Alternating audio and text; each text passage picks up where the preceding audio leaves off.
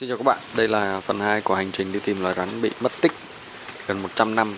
Thì ở trong nội dung phần 1 ấy, thì mình đã tìm thấy 10 bạn rắn mông súng ha, một bạn rắn ráo, một bạn kỳ tôm, một bạn rắn roi và hai bạn rắn lục mắt ruby. Tiếp theo phần 2 này thì mình sẽ cùng các bạn đi tìm các loài động vật ở trên núi Dinh này tiếp. Xem đêm nay mình có tìm thấy cái loài rắn mà bị mất tích này không ha. Con rắn lục nằm giữa đường này các bạn. Thì như lúc nãy mình nói rồi đó, rắn lục nó sẽ nằm ở những cái cây mà nằm ngang đường như thế này để nó chờ mồi. Vì vậy nên là mọi người soi ở dưới đất trước khi bước ha, thì nó sẽ an toàn. Còn nếu mà chỉ có soi ở cái hướng đi đằng trước không thì mọi người sẽ dễ bị dẫm vào rắn. Tại vì bình thường thì mọi người nói là ủa tại sao rắn nó lại sống ở đó, xong rồi nó nằm đó để mà bị đạp trúng rồi cắn mọi người. Nhưng mà thực ra mọi người hình dung là mọi người nặng 50-60 kg và con rắn nó chỉ nặng có 100 gram thôi, thì cái trọng lượng cơ thể của các bạn nó nặng hơn trọng lượng của con rắn cả 500-600 lần, như vậy thì nó sẽ rất là đau cho con rắn ha, có thể làm con rắn bị chết luôn. Thành ra là con rắn nó cắn mọi người là đúng rồi, không có cái gì là sai hết á. Khi mà mọi người đi vào trong một cái khu vực mà có rắn á, thì mọi người là khách, còn rắn là chủ nhà. Thì khi mà mọi người gặp chủ nhà xong mọi người đập chết chủ nhà luôn. Và sau đó khi mà mọi người chơi bời đã rồi thì mọi người đi về. Thì cái cách cư xử đó thì nó hơi kỳ ha. Vì vậy nên là mình nên tôn trọng chủ nhà. Khi nào mình chơi bời xong thì mình dọn dẹp rác, mình có thể là đốt hoặc là đem ra ngoài. Tại vì mình thấy từ buổi tối đến giờ mình đi cái cung này rất là nhiều rác, quá trời rác luôn, ở đâu cũng có rác hết á. Chai nhựa, lon bia, các cái loại túi bóng. Thì thực ra là mọi người không có để ý đâu, nhưng mà mỗi người tự đem rác của mình về thôi, thì cảnh quan ở đây nó sẽ khác rất là nhiều, thay vì mọi người để lại rác. Thì người này để rồi đến người kia để, cứ để ngày này qua tháng nọ thì nó sẽ rất là không đẹp ha. Thả qua bên này ha, tại vì là con rắn này cũng lớn rồi đó, cũng trưởng thành rồi đó. Nó đỏ đỏ giống như là mấy cái mà bị đỏ bể mà nó bể lên phía bên trên lưng một tí nữa nhỉ, nó không có gọn lại á. đúng rồi, giống cái đám ở ngoài Bắc á. Nhưng mà cái mặt thì Mặt thì bình thường, đoạn trên bình thường với đuôi ngọn. ok. Khi mà mọi người thấy con rắn co lại như thế này nè, thì nó có thể phóng toàn bộ cái chiều dài của cơ thể ra tới vị trí của các bạn luôn đấy. Ok, thả đi ha. Nếu mình cứ đi vòng lại cái treo này không, mình lại hay mình đi một cái vòng tròn. Tùy cái số lượng mình có thực hiện không. Hồi thả nó thức vô đi, nó không đi lại quẹt lá cái nữa. Quá trời rắn rồi. Cái đi tiếp mọi người ha. Thêm một con nữa này các bạn. Các bạn thấy không, chỉ có một cái tuyến đường khoảng tầm 500 mét thôi, chưa tới 1 cây số nữa mà đây là con rắn lục thứ 3 mình tìm thấy rồi. Thì các bạn phải biết là cái khu vực núi Dinh này rắn nó rất là nhiều ha. Đây là con thứ 3 hay con thứ 4 nhỉ? Đây là con thứ 4 rồi. Rồi thêm rắn roi này, rắn nước, rắn ráo. Wow, nếu mà các bạn mà muốn đi soi để mà trải nghiệm thiên nhiên á, thì các bạn có thể lên núi Dinh để mà tìm các cái bạn rắn này để quay phim, để chụp hình này. Nhưng mà phải đi với người có chuyên môn nha. Nếu mà đi với người không có chuyên môn là dễ bị tai nạn xảy ra lắm. Con này cũng giống như mấy con nãy đúng không? Con này là có một cái đặc biệt khác này. Đặc điểm nào ấy? Đặc điểm nào đó anh chưa nhìn ra luôn đấy. Cái lưng nó giống con Vogel không? Chấm trắng. Đúng rồi. Nhưng mà đuôi đầu thì nó lại giống con đuôi bình thường. Cái mặt chuẩn con mắt rớp luôn nè. Rắn lục mắt rốp mà Huy nói đến là con rắn lục mắt to đó các bạn. Thì nó là ruby luôn đó. Con rắn lục mắt to thì ở Việt Nam tức là chưa ghi nhận, nhưng mà họ hàng gần là con ruby. gần nhất là con ruby đó. Trời ơi, con này nó nhoi ghê luôn đấy. Cái chấm trắng là lạ. Thôi để cho nó đi ha. Thôi chắc là thấy 3 con rắn lục thì chắc lát nữa nếu mà gặp rắn lục nữa thì không quay cho các bạn coi nữa đâu. Gặp nhiều quá. Gặp loài gì khác đi sẽ quay cho các bạn xem ha. Ok, đi tiếp. Đây là con rắn lục xanh đuôi đỏ đầu tiên trong buổi tối hôm nay tìm thấy để giới thiệu cho mọi người xem này. Tại vì các cái nội dung trước đó nó chỉ có một loài trong một đêm thôi thì rất là khó so sánh ha. Nhưng mà tối hôm nay thì đặc biệt hơn là tìm được cả rắn lục đuôi đỏ trong cái chuyến đi luôn. Thì lúc nãy là đang đi ở trên một cái đoạn mà cắt từ trên rừng đi xuống, còn bây giờ là đang đi dưới suối. Nếu mà để ý kỹ thì mọi người sẽ thấy con rắn này nó khác với những con rắn mà mình vừa mới quay cho các bạn coi đó. Thì cái con rắn này, cái màu trên cơ thể nó sẽ thiên sang màu xanh lá cây này, mọi người để ý không? Xanh nõn chuối đúng không? Tại vì là con rắn lục xanh đuôi đỏ thì nó sẽ thiên sang một cái tông màu khác luôn. Nếu mà các bạn để ý hai con thì các bạn sẽ thấy nó khác biệt rất là nhiều. Con này nếu mà nhìn cái form đầu nó cũng khác luôn ha Huy ha. Bây giờ Huy sẽ giới thiệu, quên nói mọi người cầm móc đúng cách nha. Cái phần móc thì mình sẽ làm cái phần để cầm, còn cái phần cán mà được quấn cao su đây thì mình sẽ để móc rắn. Thì nó bò sang đầu nào thì né đầu đó thôi. Tại vì bây giờ đang ở cái đoạn này nước nó chảy nên là có thể mọi người sẽ nghe không có được rõ lắm nè. Để cao lên tí cho mọi người nhìn cho rõ này. Con này được cái đây Huy. Hình như là đực đúng không? Hình như là lâu lắm rồi mình mới nhìn thấy rắn lục xanh đuôi đỏ trong tự nhiên đúng không? Ở tại trong Nam thì một số chỗ nó bị con ruby lấn át hết rồi. Mấy cái khu mà mình đi đa số là rắn lục ruby với rắn lục mắt to không à. Thì như trong các cái nội dung lần trước mình có nói với các bạn rồi đó, ở Việt Nam thì đến thời điểm hiện tại là ghi nhận khoảng 7 hay 8 nhỉ, 7 hay 8 loài rắn lục nhỉ. Nhưng mà trước dịch em đi Đà Nẵng là gặp con này nè. Đà Nẵng, Hội An con này nhiều. Đây là một cái vị trí, một cái địa điểm mà soi rắn rất là lý tưởng luôn đấy. Chắc là đi tiếp đi ha, mọi người đang chờ đây. Ok, đi tiếp mọi người ha. Cái mục đích cuối cùng của chuyến đi hôm nay vẫn là rắn cặp nong đầu đỏ ha. Mình sáng nay có mua vé số rồi, nhưng mà chiều nay không có trúng, nên mọi người cũng đừng có hy vọng là tối nay mình sẽ tìm thấy rắn cặp nong đầu đỏ. Khi nào mình trúng số rồi mình sẽ đi tìm rắn cặp nong đầu đỏ, hoặc là mình sẽ nhập từ nước ngoài về luôn, khỏi phải đi tìm ha. Ok, bây giờ đi tiếp mọi người ha. Cái tuyến này rất là xa, bây giờ còn đi lên đỉnh núi nữa, bắt đầu mới đi quay trở xuống. Lát nữa thì sẽ cắt đường nhựa để đi xuống, nhưng mà tuyến này cực kỳ đẹp. Và suối nước, đá rồi cát nó đi thoải vậy đó, rất là đẹp. Ok, đi tiếp mọi người ha. Trên này có một con kỳ tôm này các bạn nhìn thấy không? Tức là cái lens hôm nay mình dùng một cái ống kính góc rộng thì chắc là các bạn sẽ thấy được mấy cái loài mà nó nằm ở cái góc rộng hoặc là xa, để mình bắt xuống cho các bạn coi. Lúc nãy mất trầu ăn sáng rồi, nhưng mà con này thì ngon ăn quá nên là không có cá lại được. Thôi để mình bắt xuống cho các bạn coi ha. Ấy dạ. Cái đoạn này nó hơi cao.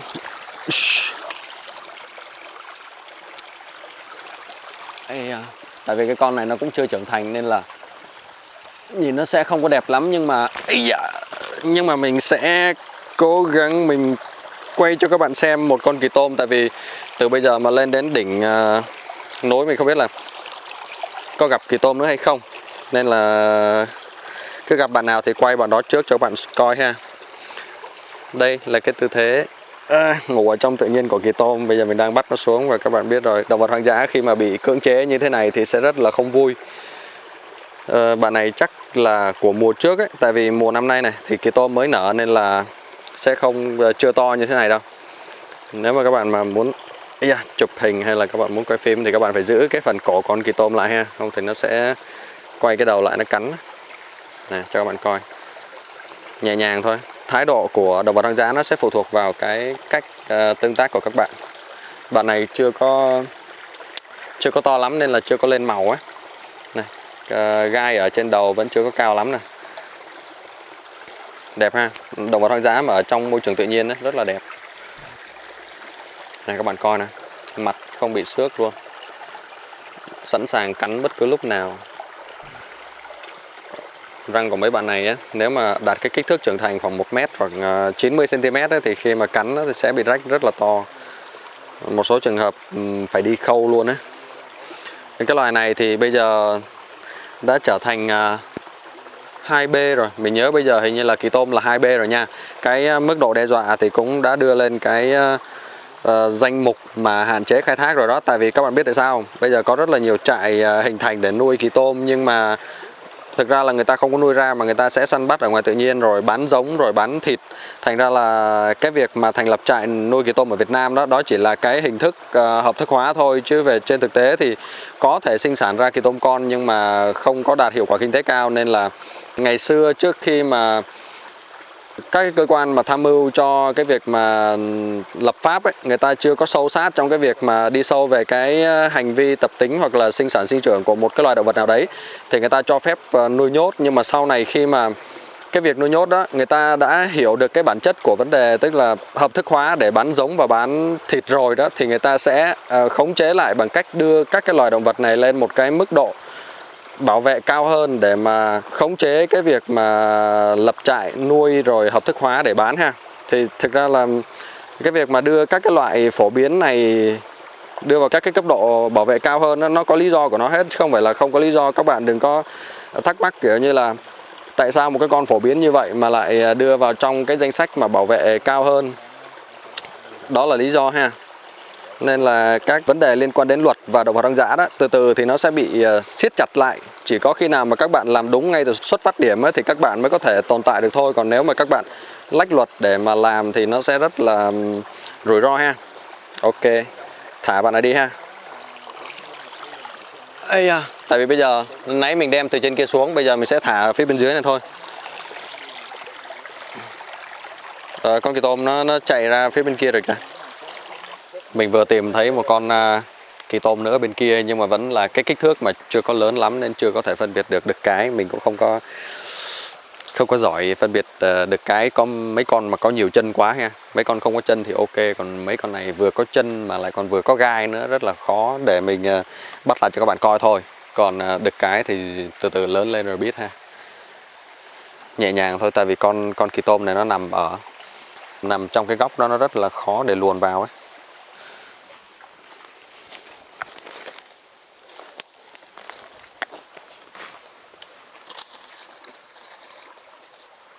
Rồi xong luôn, kỳ tôm chạy rồi. Như các bạn thấy rồi đó, kỳ tôm ở trong tự nhiên thì nó sẽ có cái cơ chế mà tẩu thoát như vậy đó. Khi mà gặp đe dọa, con kỳ tôm nó sẽ buông chân ra, nó phóng xuống dưới đất, và thế là nó chạy rất là nhanh, chạy không cần nhìn đường luôn. Nhiều khi tông vào cây xong rồi chạy. Lúc đó là chỉ có chạy không thôi. Bây giờ mình sẽ ngồi uống nước với mấy anh em một chút xíu, xong rồi đi tiếp. Cái tuyến này rất là xa, tuyến này soi rất là đẹp. Ok ha, đi tiếp. Ở bên kia có một con rắn lục, để mình nhìn lại gần coi rắn lục gì ha. Ê, rắn lục ruby. Các bạn xem này, các bạn để ý mắt của con rắn lục này này. Cho các bạn coi này, đây là cái tư thế nằm của rắn lục mắt đỏ này. Đó, lúc nào cũng nằm thu người lại để mà chờ bắt mồi. Đây là một con cái rất là to ha. Ây da.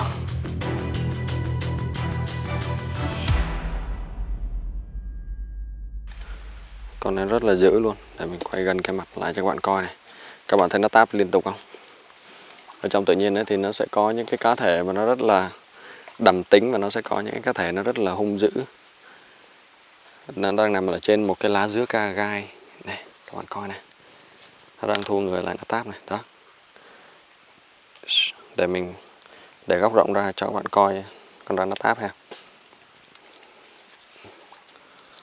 Khi mà nó thu người hết cỡ như thế này thì cái khoảng cách đớp nó sẽ là tối đa luôn đó các bạn.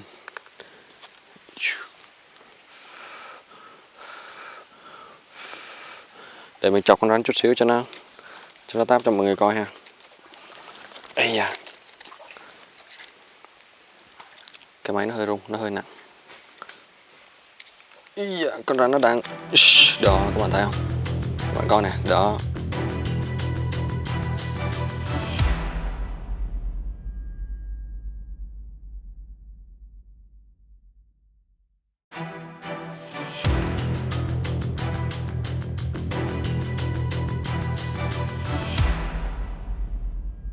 Đó. Con rắn nó đang bật chế độ tẩu thoát đi rồi, các bạn thấy không? Đó, con rắn nó đang bò đi kìa. Rất là nhanh ha. Vậy. Ok. Đây, để mình cho các bạn coi này. Rắn đang đi vào trong sâu này. Đó. Đang bò lên tảng đá, chuẩn bị bò sang cái cây phía bên trên. Này, các bạn coi này. Đó. Nó nằm ở trên tảng đá rồi, nó giơ cái đầu ra này. Tại vì ấy, cái mép của cái góc đá đó nó sẽ tạo ra một cái góc để con rắn nó tấn công. Đây là một cái cây. Cây này là một cái cây bám đá này, các bạn thấy cái phần gốc không? Quấn hết cái tảng đá luôn. Ok, đi tiếp ha. Thêm một con kỳ tôm nữa này. Cái suối này rất là nhiều kỳ tôm luôn. Nhưng mà lúc nãy có con to nhất thì sảy mất tiêu rồi. Để quay cái bạn nhỏ nhỏ này cho các bạn coi. Ây da. Cái chỗ này nó chật quá. Mắc hai cái cây mình còn đeo một cái ba lô rất là to. Hello Phong. Cho anh quay bạn kỳ tôm xíu. Ây da. Thường các bạn soi ban đêm các bạn sẽ thấy kỳ tôm ngủ bên trên như thế này này. Đó. Các bạn nhìn thấy bụng của bạn kỳ tôm không? Để mình quay gần lại cho các bạn xem ha. Đó. Ây da, nó bị che mấy cái đèn này. Bạn này thả cái đuôi dài xuống này. Các bạn coi này. Mấy bạn kỳ tôm rất là cảnh giác. Khi mà các bạn chạm vào, bạn nó sẽ chạy. Đây. Các bạn nhìn thấy không? Các bạn nhìn thấy không? Kìa, các bạn coi kìa. Để cho các bạn coi nha. Tại vì xung quanh đây rất là nhiều đá. Khi mà kỳ tôm buông chân xuống là sẽ tìm một cái vị trí nào mà chạy vào và các bạn không thể nào mà các bạn tìm được này. Các bạn coi này. Đó. Bạn ấy đang nằm chờ xem là cái động thái của mình là gì ấy. Khi mà mình có một cái động thái gì rõ ràng là bạn ấy sẽ phi lên, bạn chạy liền. Đây là con rắn thứ mấy nhỉ Huy nhỉ? Đây là con thứ thứ N luôn rồi.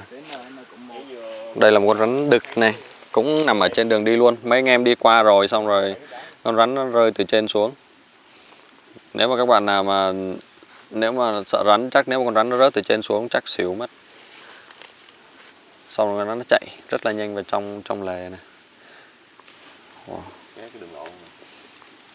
Đó, con rắn nó đang bị sốc cái ánh đèn đấy. Cái con rắn này thì mắt nó rất là đỏ. Đẹp quá trời luôn này, các bạn thấy không? Mắt của con rắn này rất là đỏ. Mình đang không bật chống rung nha, không bật chống rung của gimbal nên là nó hơi rung. Các bạn chịu thì chịu, không chịu thì thôi. Đó, các bạn thấy không? Cực kỳ đỏ luôn. Bên này có một con cung chiếu. Ok, bây giờ mình sẽ đổi cái tuyến đi. Bây giờ sẽ đi lên trên đường đi để tìm rắn chằm quạp với lại rắn cặp nia. Không tìm rắn lục nữa ha. Tối nay gặp rất là nhiều rắn lục rồi. Đây hình như là con thứ 6 hay là thứ 7 gì rồi đấy. Cả rắn lục mắt đỏ rồi, cả rắn lục mắt vàng luôn. Ok, bây giờ lên đi.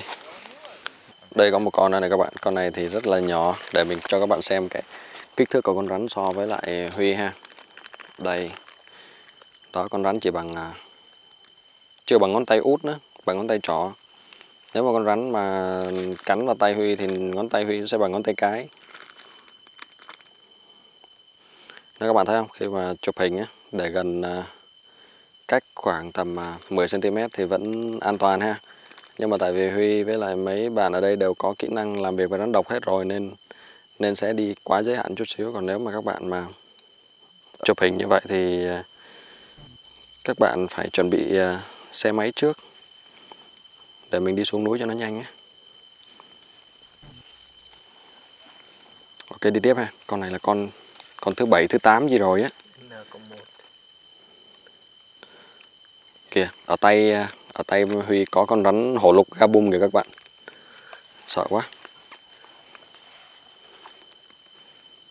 Con rắn mà ai cũng biết đó là con rắn gì, nhưng mà chưa ai thấy ở ngoài đời bao giờ. Các bạn cứ xem video ủng hộ mình nhiều đi, mình sẽ cho các bạn thấy tận mắt con rắn hổ lục gabum mà các bạn hay nhắc. Ok, vậy ha, đi tiếp ha. Thêm một bạn rắn lục mắt hồng ngọc nữa này. Hình như ở dưới bụng mà bị thương hả Lộc? nhẹ tay thôi em.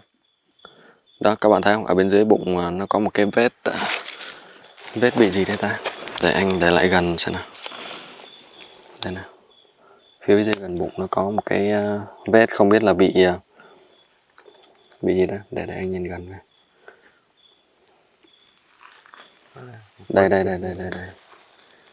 Đây nó có một cái vết bớt này. Xong rồi phía bên trên kia nó có một vết bớt nữa.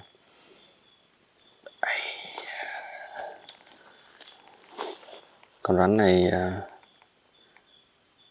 bị thương quá trời luôn này. Đây cho các bạn coi này. Đó cái phần bụng nó cần khúc, nó bị đây. sưng.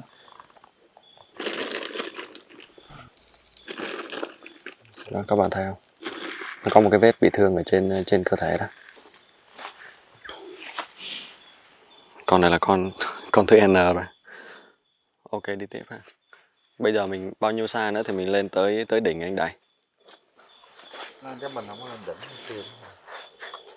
Mình đang đánh vòng lại đường đất nữa. Dạ. Con rắn nó đang định hướng cái hướng bò tiếp theo ấy.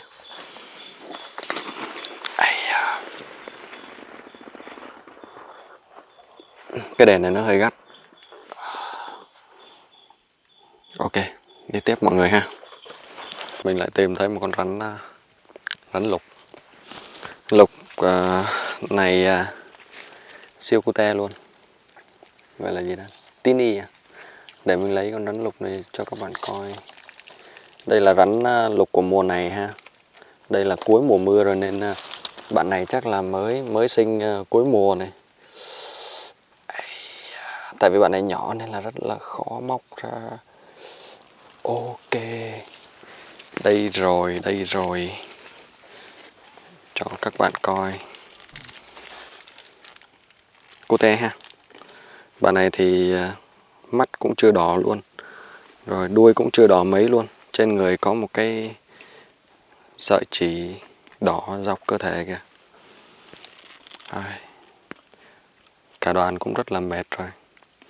Bây giờ chỉ có muốn về trại để uống nước với lại ăn khuya thôi. Thế vậy ha, mình thả bạn rắn lục đi đây, xong rồi mình đi về. Bây giờ lúc nãy Huy xem là còn mấy cây nữa nhỉ?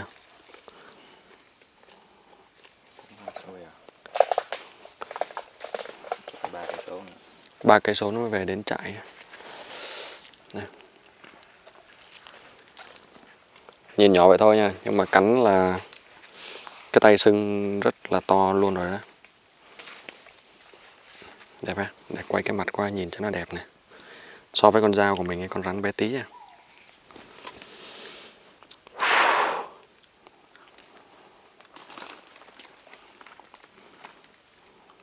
Đi, di chuyển nhanh về trại để mình chụp 1-2 tấm hình nữa đi.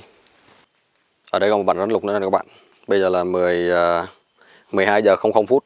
Đây là con rắn thứ bao nhiêu mình không có nhớ, nhưng mà mình sẽ đếm số lượng từng con một để cho các bạn biết là một tối mình đi ở núi Dinh mình gặp bao nhiêu con rắn độc và gặp bao nhiêu con rắn không độc, để các bạn biết là xung quanh của các bạn có rất là nhiều các loại động vật, các loại bò sát lưỡng cư sống, nhưng mà chúng sẽ không có làm hại đến con người nếu mà chúng bị ép phải làm vậy. Nên là không có gì cả, chỉ có một cái thông điệp đơn giản là rắn hay là các cái loài động vật hoang dã khác á, thì mặc dù cái hoạt động của con người nó diễn ra xung quanh các cái loài động vật hoang dã, nhưng mà cái việc chạm trán giữa con người và các cái loài động vật hoang dã nó cũng hiếm khi xảy ra lắm. Chỉ trừ khi mà các bạn dẫm lên, hoặc là các bạn cầm chúng, hoặc là các bạn cố tình bắt một con rắn thì nó sẽ cắn các bạn thôi.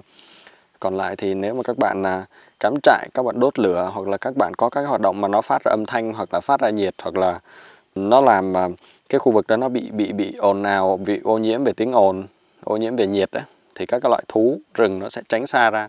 Thú rừng thì nó rất là sợ lửa, sợ hỏa hoạn ấy. Đó là cái nỗi sợ về tiềm thức. Tại vì khi mà cháy rừng ấy thì loài động vật nào cũng chết hết. Vậy ha, đây nè, để mình lấy cái cây mình móc con rắn lên cho các bạn xem, để các bạn đếm cùng với mình ha. Ở xung quanh đây toàn là mấy cái cây mục không à. Hey, Huy cho anh mượn cái móc với. Ồ, cái móc này tiện ghê. Thank you anh. Anh Đại vừa mới đưa cho mình một cái móc tự nhiên, gửi sẵn ở trong rừng rồi, chỉ việc bốc xài thôi.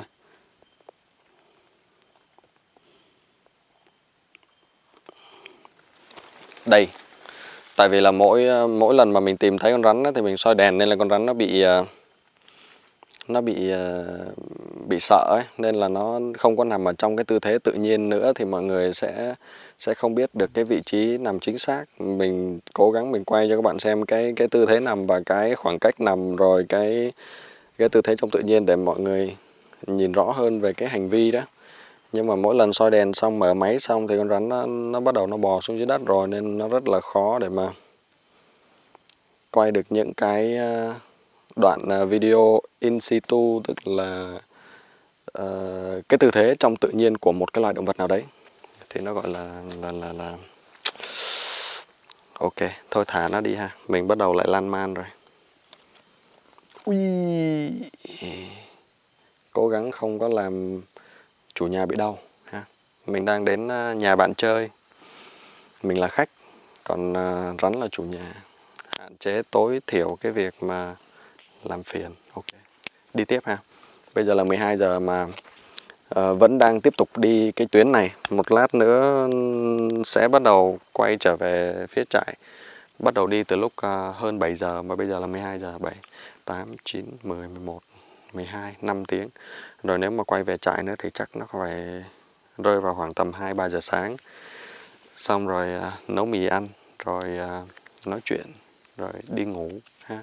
Hôm nay mình làm cái nội dung này cho nó dài, thiệt dài luôn, để cho các bạn coi cho đã ha. Tại vì tối nay cũng là một cái tối mà mình gặp nhiều rắn nhất trong điều kiện tự nhiên, gặp từ trước đến giờ luôn. Riêng rắn nước đã gặp khoảng 10 con rồi, trong một cái khu vực rất là nhỏ, khoảng tầm 4-5 mét vuông. Ok, đi tiếp, mọi người đi trước rồi, đi, không mọi người chờ ha. Thì như các bạn đã thấy thì trong hành trình lần này mình không tìm thấy cái loài rắn cặp nong đầu đỏ. Vì thực ra là đi 1 hoặc 2 hoặc 3 chuyến thì mình không hy vọng là mình sẽ tìm thấy cái loài này đâu. Nhưng mà đây là một cái địa điểm cũng gần thành phố, nên là mình sẽ cố gắng mình đi nhiều hơn để mình tìm cái loài này. Hy vọng là trong tương lai mình sẽ tìm thấy cái loài này cho các bạn xem. Còn nếu mà mình không tìm thấy thì bằng cách nào đó mình sẽ giới thiệu và cho các bạn thấy tận mắt cái loài rắn này ha. Vì đây là một cái loài rắn mà cực kỳ đẹp, và đây là một cái loài mà mình cực kỳ thích luôn. Thì trong cái nội dung lần này á, mình tìm thấy 10 cá thể rắn bông súng này, 9 cá thể rắn lục mắt hồng ngọc, 1 rắn lục mép trắng, 4 kỳ tôm, 1 rắn roi và 1 bạn rắn ráo. Thì như các bạn thấy rồi đó, thường các bạn đi cắm trại ở đây thì các bạn chỉ có nghe nhạc, hoặc là các bạn nướng, hoặc là các bạn có các cái hoạt động giải trí ở trên núi thôi. Nhưng mà xung quanh các bạn á, có rất là nhiều các cái loài bò sát, lưỡng cư sống xung quanh các bạn, nhưng mà chúng không có hề làm phiền các bạn ha. Thì nếu mà các bạn lên chơi ấy, thì các bạn không cần phải dọn rác cho người khác đâu, các bạn chỉ cần dọn rác của mình thôi. Mình có một cái slogan nó rất là đơn giản, rất là dễ thực hiện, đó là nếu mà các bạn đến một cái khu vực nào, một khu rừng nào ấy, các bạn trải nghiệm thiên nhiên ấy, thì các bạn không đem gì đi ngoài những bức hình và không để lại gì ngoài những dấu chân. Vậy ha, tạm biệt các bạn và hẹn gặp lại các bạn trong các cái nội dung tiếp theo. Tạm biệt các bạn.